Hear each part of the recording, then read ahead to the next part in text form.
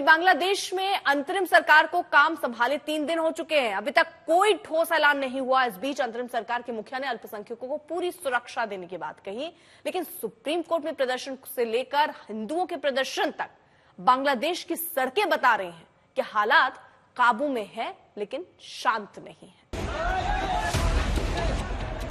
बांग्लादेश में गुस्सा थमा नहीं, बांग्लादेश में आक्रोश रुका नहीं। पहले पीएम को बेदखल किया, सुप्रीम कोर्ट तक पहुंचे प्रदर्शनकारी, चीफ जस्टिस ने छोड़ी कुर्सी, अब सेना के काफिले पर हमला। चुनौतियों से घिरे हैं सरकार के प्रमुख यूनुस। ये ढाका की सुप्रीम कोर्ट के परिसर की कुछ घंटे पहले की तस्वीरें हैं। प्रदर्शनकारी अपने अल्टीमेटम के मुताबिक ही सुप्रीम कोर्ट में जा थमके, जमकर नारेबाजी और प्रदर्शन किया। दबाव में चीफ जस्टिस ओबैदुल हसन को पद छोड़ना पड़ा। 5 और जजों ने भी इस्तीफा दे दिया। खबर ये थी कि चीफ जस्टिस ने फुल कोर्ट मीटिंग बुला ली है। इसके बाद प्रदर्शनकारी भड़क गए। सैकड़ों प्रदर्शनकारी सुप्रीम कोर्ट में दाखिल हो गए। गुस्सा आरक्षण को लेकर आए शीर्ष अदालत के फैसले पर है। এজেন্ট হয়ে তারা এখনো কাজ করছে, অর্থাৎ এই দেশের জনগণের আপামর জনগণের বিরুদ্ধে কিন্তু এখনো তারা কাজ করছে। তারা কিন্তু মূলত এই বিচার বিভাগকে ধ্বংস করে দিয়েছিল। এখন এই জনতা যেহেতু রাষ্ট্রকে স্বাধীন করেছে, এখন তারা এই বিচার বিভাগকে দেশের জনতার বিচার বিভাগে পরিণত করার জন্য এখানে যারা বিচারকরা আছে তাদের বিরুদ্ধে তারা এখানে আন্দোলন সংগ্রামে এসেছে। चुनी हुई सरकार के बाद अब न्यायाधीशों के खिलाफ यह गुस्सा बता रहा है कि भारत के पड़ोसी मुल्क बांग्लादेश में बगावत के बाद आज 7वें दिन भी सब कुछ ठीक नहीं है। अभी तक छात्रों से लेकर वहां की आवाम सड़कों पर है। पुलिस मोर्चा छोड़ चुकी है और सेना ने मोर्चा संभाल रखा है। सड़कों पर आवाजाही कम है और जगह जगह बख्तरबंद गाड़ियां खड़ी हैं। सेना के जवानों ने मोर्चा संभाल रखा है। इस बीच खबर है कि बांग्लादेश के गोपालगंज में सेना के काफिले पर बदमाशों ने हमला कर दिया, जिसमें 5 जवान घायल हो गए। जाहिर तौर पर नई सरकार के नेता यूनुस के लिए बड़ी चुनौती है, खास तौर पर इसलिए क्योंकि अल्पसंख्यकों पर हमले हो रहे हैं।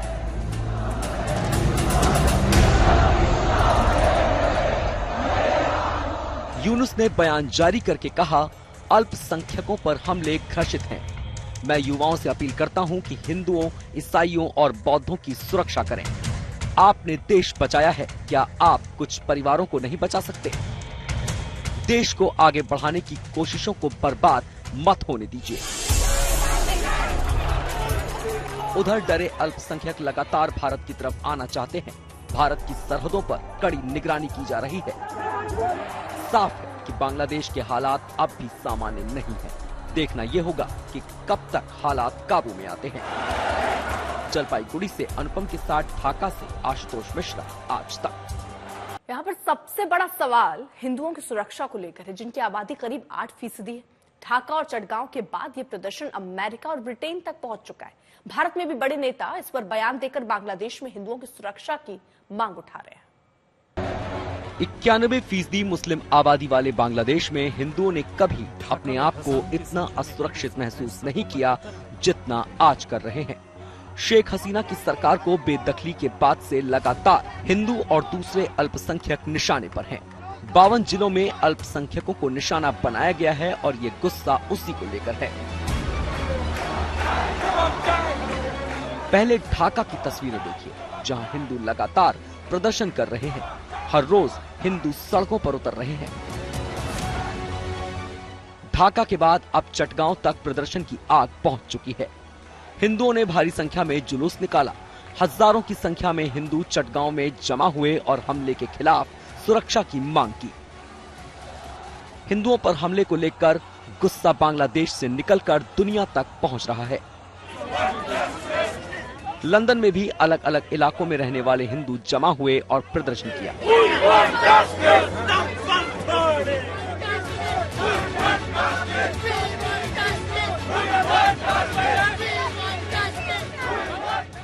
और ये फिनलैंड की तस्वीरें हैं, जहां प्रदर्शन किया गया।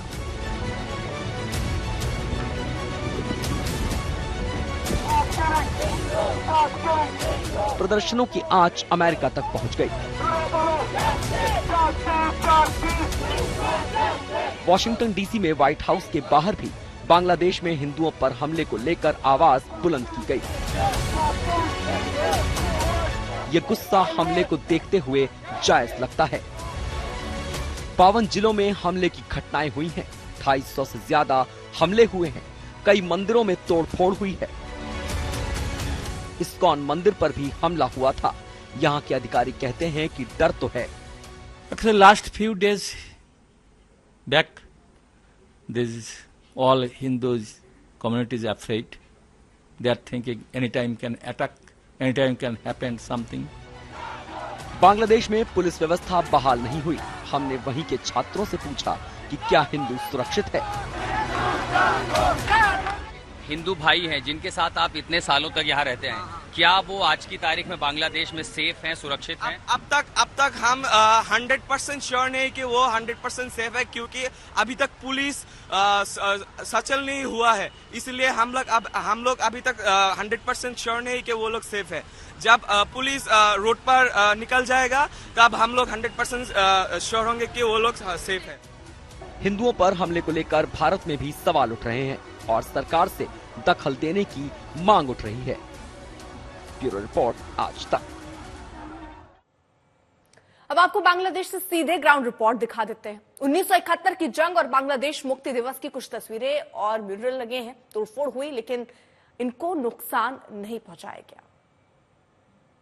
बांग्लादेश के इतिहास में भी दरअसल एक ऐसा नक्शा है जिसमें दुनिया में एक भूगोल बदला था, और वो था 1971 में, जब ईस्ट पाकिस्तान में पाकिस्तान के कब्जे को खत्म करके बांग्लादेश का उदय हुआ था। और आवामी लीग दफ्तर में जब मैं आया हूं, जहां तोड़फोड़ की तस्वीरें मुझे दिखाई दे रही हैं, यहां एक और तस्वीर भी दिखाई देती है जो ध्यान आकर्षित करती है, और वो है कि कैसे मुक्ति वाहिनी जो संघर्ष कर रही थी बांग्लादेश की आज़ादी के लिए, शेख मुजीबुर रहमान जो बांग्लादेश के फाउंडिंग फादर हैं, वो लड़ रहे थे। आप यदि पीछे देख पा रहे हैं, मुक्ति वाहिनी, ये इनकी रेप्लिका, क्योंकि बांग्लादेश की आज़ादी में इनका सबसे अहम योगदान है। लेकिन इसी तस्वीर के ठीक ऊपर आवामी लीग की जो इमारत है, जो हेडक्वार्टर है, इस पर मैं आगे जाता हूं तो मुझे एक ऐसी तस्वीर दिखाई देती है जहां चारों ओर इस समय आपको आगजनी और हिंसा दिखाई दे पड़।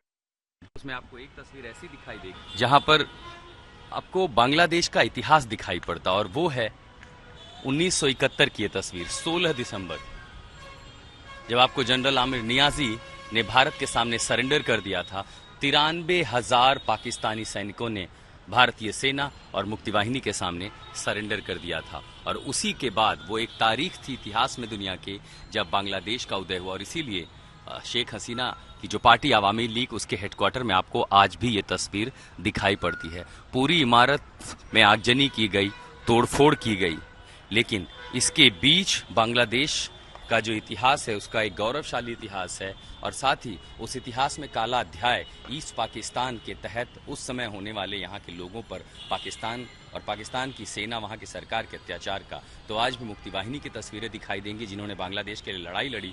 तो उसके ठीक ऊपर बांग्लादेश के उदय की वो तस्वीर भी दिखाई पड़ती है जब पाकिस्तान सरेंडर करने पर मजबूर हो गया था।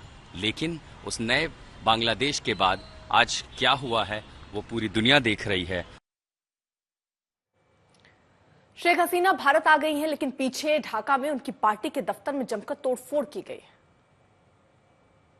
ढाका में स्थिति अभी भी तनावपूर्ण है, और 5 अगस्त के बाद जब शेख हसीना की सरकार गई, वो देश छोड़कर गई, तो उसके बाद आखिर ढाका में क्या कुछ हुआ, ये दिखाने के लिए मैं आपको लेकर के आया हूं उनकी पार्टी और उस समय सत्ताधारी दल रहे आवामी लीग के दफ्तर में। मेरे ठीक पीछे आप जो देख पा रहे हैं, ये आवामी लीग का दफ्तर है, और 5 अगस्त को ही शाम को यहाँ पर तमाम जो प्रदर्शनकारी थे, अलग अलग राजनीतिक दलों के समर्थक थे और जमात के लोग थे, उन सब लोगों ने सबसे पहले हिंसा में आवामी लीग पार्टी जो है उसके दफ्तर पर हमला किया और दफ्तर को पूरी तरह से धराशायी कर दिया। आप अगर देखेंगे इमारत तो जस की तस है, लेकिन हिंसा के जो निशान है वो आपको यहाँ दिखाई देंगे।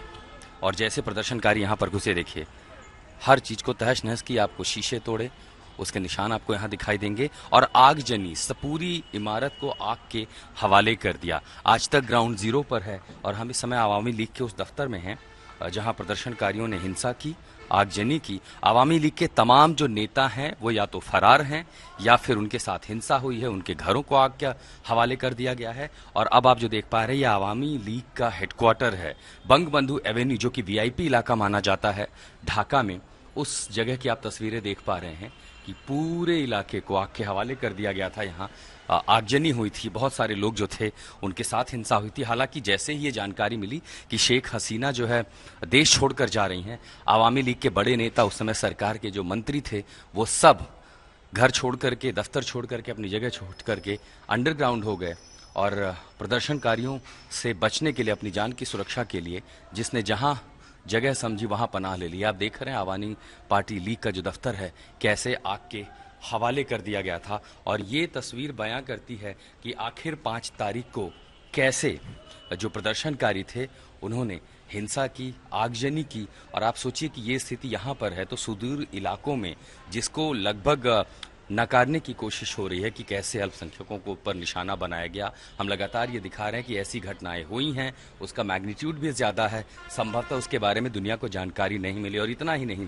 जो राजनीतिक विरोधी थे प्रदर्शनकारियों में, विपक्ष के लोग थे, वो उन सब ने मिल करके उस समय सत्ता दल के चाहे नेता हों, उसके समर्थक, उसके कार्यकर्ता हों, उनको निशाना बनाया।